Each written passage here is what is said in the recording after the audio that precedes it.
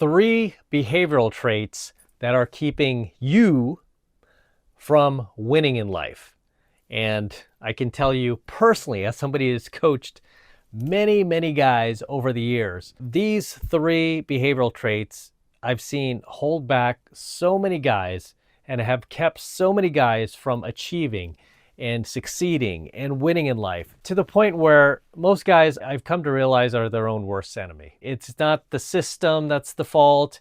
It's not, this group or that group. It's not because they're oppressed. It's because of themselves, right? They are their own worst enemy. So I'm going to go through the 3 negative behavioral traits that I've seen in every single guy who has failed, that could have succeeded, but has failed. And I'm just going to go through these real quick, and then we're going to dive deeper into them. Those 3 basic negative traits are, number 1, a lack of self-belief.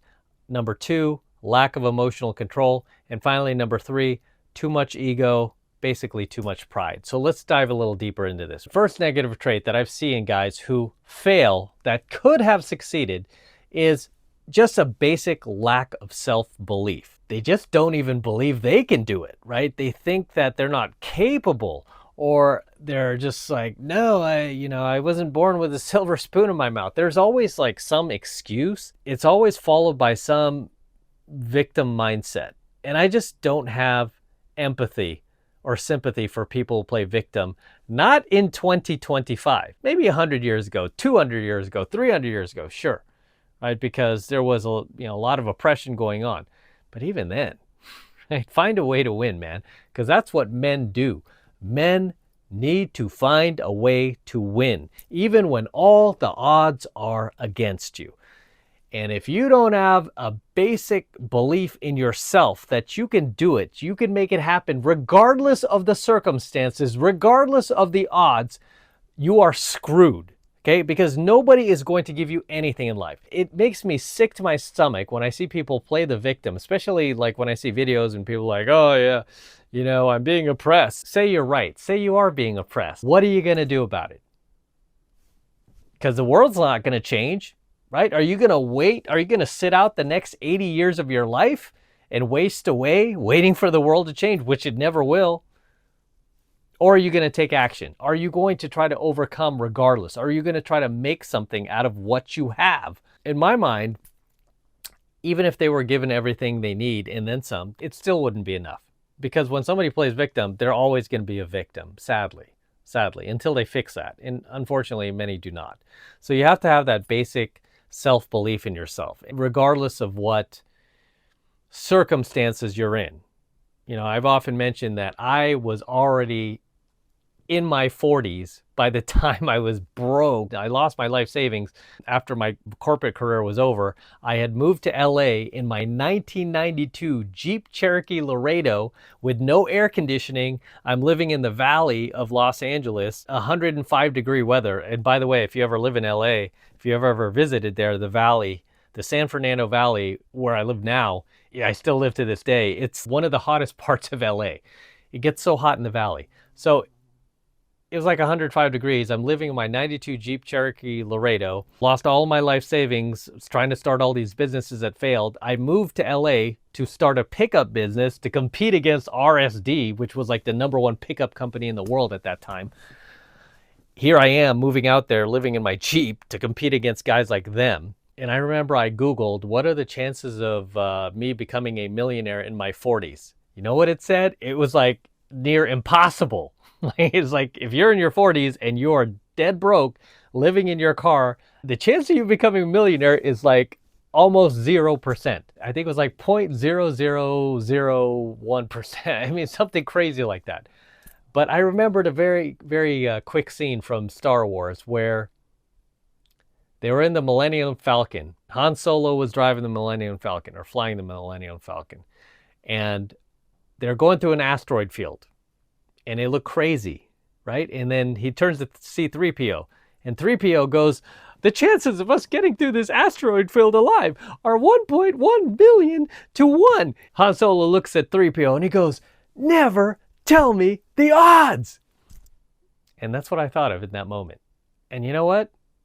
Even though the odds were all against me, if you were to go to like put money on this in Vegas, everybody would put money on me to fail and think they were going to get rich. But they would have been wrong, because I overcame those odds and I did become a millionaire. And not only that, I became a self-made multimillionaire. And not only that, I surpassed RSD, right? I surpassed Owen in subscribers and views, and my business is still here. His is not. Funny to think. And I'm still around, and he's, at least I'm still teaching stuff. I don't know what he's doing. I think they moved into self-development, but regardless, I made it. I did it. Even with everybody telling me I was wrong, everyone telling me I was foolish for leaving my corporate job, I'm an idiot, it's over for you, career's over, all this stuff, all washed up. My ex said to me at one point, how did I make it out of there? How did I make it out of my 92 Jeep Cherokee with no air conditioning, living with my 2 dogs, broke, trying to compete against the biggest pickup company in the world, trying to become financially successful? How did I do that, even when all the odds were against me? Oh, I believed in myself. It's called self-belief. Simple as that, okay? Also, getting into a business like pickup, like leaving my nice corporate job, like my respectable corporate job, to teach pickup artistry. Can you imagine like what family members were saying about me, and friends and longtime friends? And yeah, they were just like, totally gave up on me. But I did it, right? I made it happen because I had that self-belief. Not only was this the craziest business to start, but the popularity of pickup artistry was on the downtrend, right? It was going down quick. And here I am jumping into it. And especially at a time too, when we're still in the real estate crash of the like the 2010s, right? We're still going through that. And here I was diving into this crazy business, and I still made it work. I still made it happen. I still became successful. Why? Self-belief, baby. That's how far self-belief can take you. It could take you from here to from 0 to 100 like that. Lightning speed. Although it took a while to get things on track. It just shows when you have self-belief, you can accomplish anything. Obviously, God, right? You need God in your life. I'm a man of faith, and I had faith the whole time. You need faith. The second reason why most guys fail to succeed in life, they fail to win at life, is really because they have a lack of emotional control. Meaning they do not have control over their emotional state.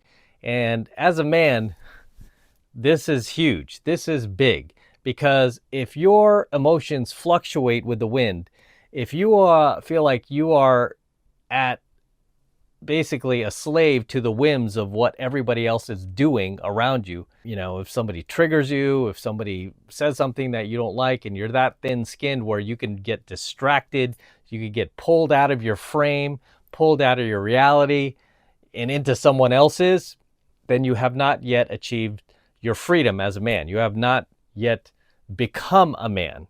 There are a lot of guys out there, especially in prison. Pretty much all those guys in prison don't have control over their emotional state, right? That's why they're there. They did something impulsively, right? They harmed another person. They weren't thinking. Sadly, this is what keeps a lot of guys from growing in life, from expanding, is, they just can't even control their emotions. They can't control their emotions long enough to just focus on one goal, focus on whatever they're working on. They're constantly getting pulled out of that because of something else going on. If you want to succeed in life, if you want to win, if you want to achieve your goals, you have to have just absolute focus on whatever it is that you're trying to accomplish, right? I think Anthony Robbins calls it your RAS, your reticular activating system. You have to really, really just be super focused. There's an old saying, energy flows where focus goes, or something like that. You have to be focused. You can't let your emotions take control and pull you off your path.